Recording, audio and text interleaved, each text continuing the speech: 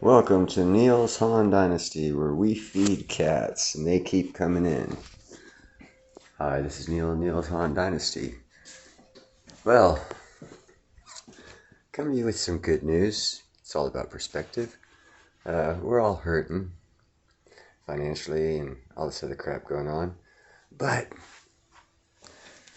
be happy. The bankers of the United States of America are making record-breaking profits and beating Wall Street expectations.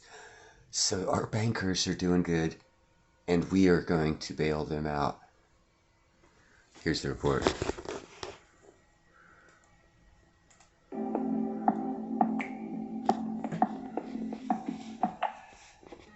What if someone told you that the United States is actually profiteering out of the war in Ukraine and the global upheaval that the conflict has triggered?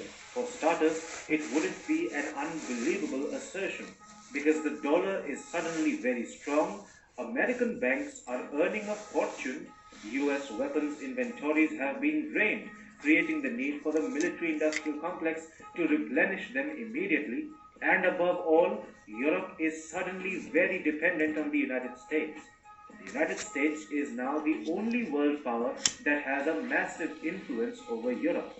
When looked at from this perspective, the war in Ukraine and the resultant global upheaval has actually benefited Washington in more ways than can be described. Consider this. Russian gas and oil exports did not allow the entry of American energy giants in Europe. Washington was no match for Russia when it came to supplying fuel to Europe.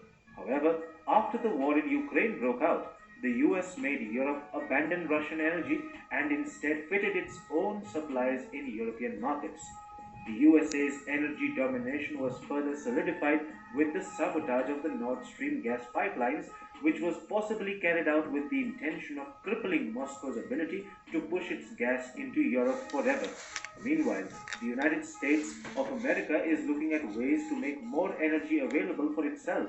It has allowed energy giant Chevron to rig oil from Venezuela and increase crude supplies after banning Russia's oil imports.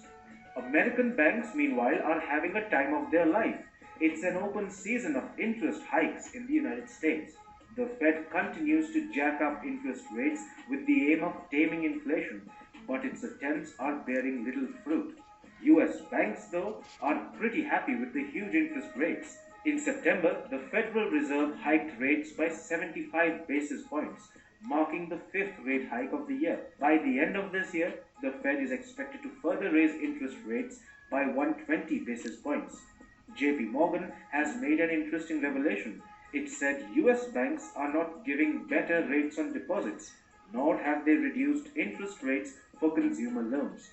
Barclays banking analyst Jason Goldberg said that 20 US banks will bloat by huge interest income in the next quarter. Chris Kotowski, an analyst at Oppenheimer in New York, said the US banks' interest income could even beat the Wall Street's expectations. Meanwhile, the military industrial complex of the United States is jubilant with the war in Ukraine. The US has supplied Ukraine weapon systems worth several billions of dollars. Mind you, Ukraine has not paid for these systems. Instead, Washington has supplied the war-torn nation with weapons from its own reserves. But those reserves need to be replenished soon, and defense manufacturers are beginning to smell some big cash coming their way as Washington looks to make up for the loss in inventories by placing fresh orders. Besides, the US has approved a potential sale of $1.1 billion in weapons to Taiwan. US arms sales to European nations and partners bounced back with a total of about $50 billion in sales cases cleared in fiscal 2022. This is a big jump from the total of about $35 billion last year. Russia's invasion of Ukraine and the ongoing conflict has helped spur a greater demand for US weapons, particularly from European nations.